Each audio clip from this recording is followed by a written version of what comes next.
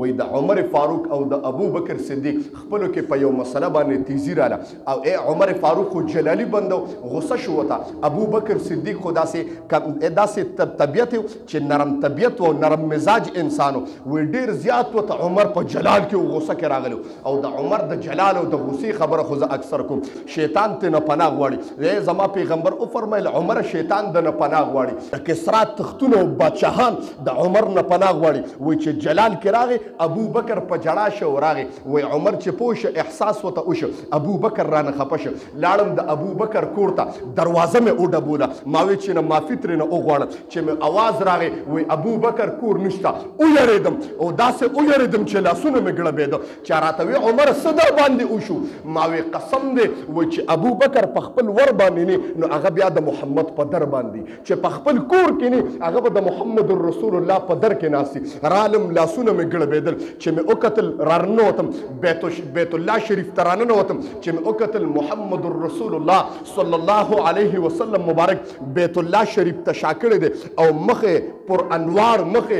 ګویا چې ابو بکر ته مخ کړی دی ابو بکر محمد رسول الله ته مخ کړی دی او زما پیغمبر ابو بکر ته مخ کړی دی دواړو سرونه ښکته کړي دي زه پې باندې رالم د پاسه مې پې سلام وکړه چې السلام علیک یا رسول الله و ابو بکر وایي چې سلام مې وکړه زما د سلام جواب راغی لیکن هغه مقدس سرونه د لاندې نه اوچت نه شو وایي قسم د ډېر ساعت کېناستم اواز رانغی وایي ګویا چې خفه وم ما وایي چې پیغمبر راته څنګه غوسه شي ډایرکټ په ابو بکر له په خپو باندې پرېوځم ما وایي د پیغمبر غوسه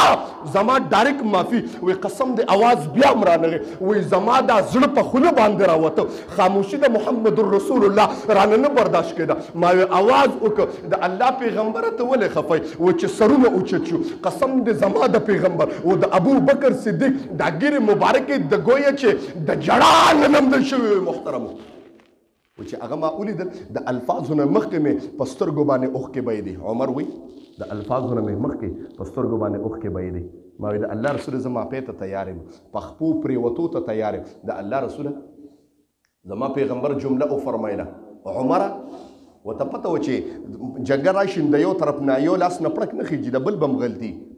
نو زما پیغمبر ورته جمله وفرمایله وایي عمره تا ابو بکر زما دپاره نه شو معاف کولی شوق سره لږ سبحان الله ووایه تا ابو بکر زما دپاره نه شو معاف کولی او تا ته پته ده عمره تا ته پته ده اوس عمر فاروق وایي سر مې ښکته کړی دی و چې ما چې د خپل جانان د محمد رسول الله صلی الله علیه وسلم او د ابو بکر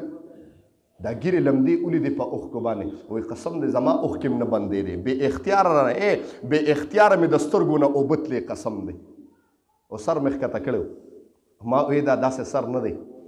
دا داسې سر دی د محمد رسول الله د غلام داسې سر دی چې دنیا ورته سر ښکته کړی دی نن هغه سر محمد رسول الله ته ښکته دی محترم وایي تا ته پته ده عمره چې ابو بکر څوک دی وایي ما سر ښکته کړو اواز مې نه وته وایي ما چې پیغمبر خبره خلاصه کړې نه ده او زه ابو بکر له په خپو باندې پرېوتی نه یم هغه هم صحابه کرامو قسم دی چې یو مسلمان به خفه شه بل به وله کور ته لاغې دروازه به وډبوله چې ته زما نه خفئ خوب به وله نه ورته خوب محترمو وایي چې زه به اوده کېږم څنګه چې زما نه د محمد رسول الله امتي خفه دی زه به څنګه اوده کېږم نن تاسو وګورئ قسم دی څومره شرونه ما وکړو او بیا په کور کې پروت یم او بېغمه پروت یم تا ته ویم که یو مسلمان زړه دی ازار که اوده یې او مړ شوې الله وایي چې مسلمان دنه خفه دی د محمد رسول الله امتي نو زه دنه خفه یم او تا له خوبونه څنګه در دي هغه صحابه کرامو محترم وایي تا ته پته ده چې ابو بکر څوک دی وایي سر مې ښکته کړی ما ته پیغمبر وفرمایل عمره وایي چې کله زما د پیغمبرۍ ټولو خلکو انکار وکړه چې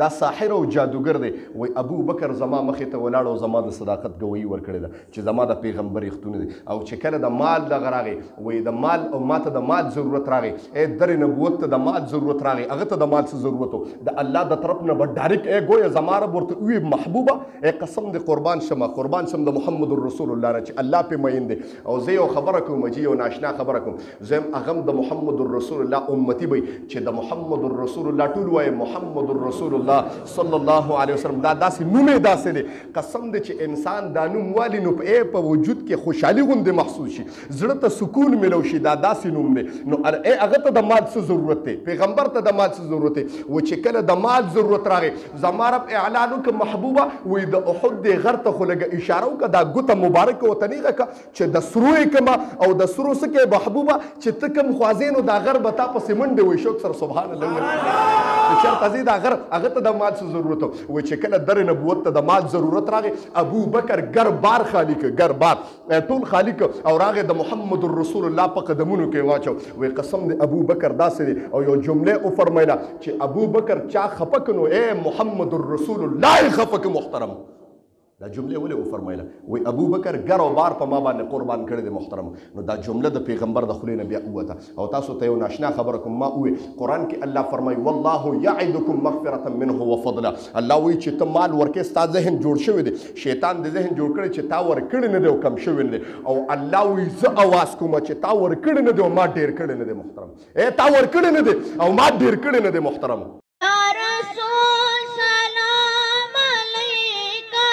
या हबीब सलाम अलैका सलाम